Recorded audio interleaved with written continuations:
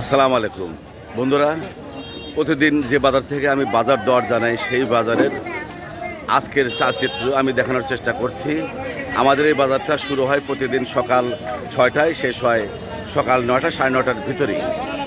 উল্লাপাড়া, শ্যামলীপাড়া, মোহনপুর রোডের ঠিক মাঝখানে কালীবাড়ি, সাবেক কালীবাড়ি, বর্তমান নুরানি মোড়, এই জায়গাটায় এই বাজার স্থাপিত এবং প্রতিদিন সকালে এই বাজার এখানে লাগে। প্রচুর পরিমাণে তাজা দেশি শাক সবজি, মাছ, মাংসর আমদানি হয় এই বাজারে।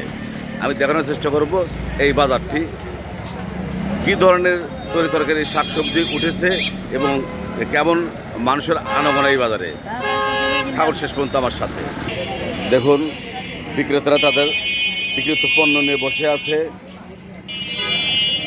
প্রচুর পরিমাণে বিক্রেতার সমাগম ঘটেছে এই বাজারে, সেই সাথে ক্রেতার সংখ্যাও কম নয়। এই বাজারটাকে কেউ বলে বউ বাজার, কেউ বলে ভোরের বাজার, কেউ বলে মর্নিং মার্কেট।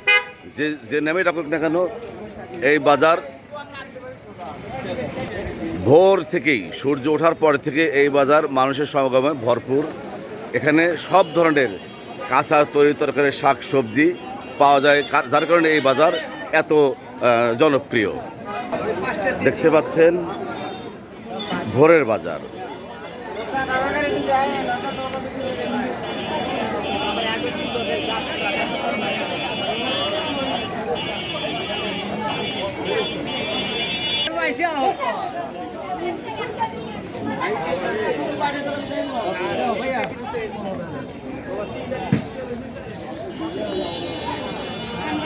দেখতে পাচ্ছেন উল্লাপাড়া ভোরের বাজার।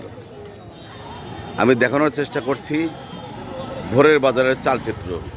প্রতিদিন এই বাজার থেকে আমি আপনাদের জানানোর চেষ্টা করি পণ্যের দাম, মাছ, মাংস, তরি তরকারি, যেহেতু তাজা টাটকা পাওয়া যায় এই বাজারে, যার জন্যে মানুষের আগমন সমাগম বেশি, দামও তুলনামূলকভাবে দামও কম।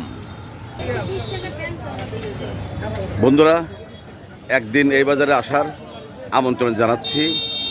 এখানে দেশি মাছ এবং দেশি শাকসবজি পাবেন, নিশ্চিন্তে আসতে পারেন আমাদের এই ভোরের বাজারে। এখানে মাংস বিক্রি হয়, আর এখান থেকে শুরু করে যত দূর চোখ যায় পশ্চিম পর্যন্ত শুধু মাছ আর মাছ। প্রচুর পরিমাণে মাছের আমদানি হয় এই বাজারে। দেশি মাছ, ডোবার মাছ, বিলের মাছ, অনেক প্রকারের মাছ আসে এই বাজারে। দেখানোর চেষ্টা করলাম উল্লাপাড়া ভোরের বাজারের চালচিত্র। পাশে থাকার জন্য সবাইকে অনেক অনেক ধন্যবাদ।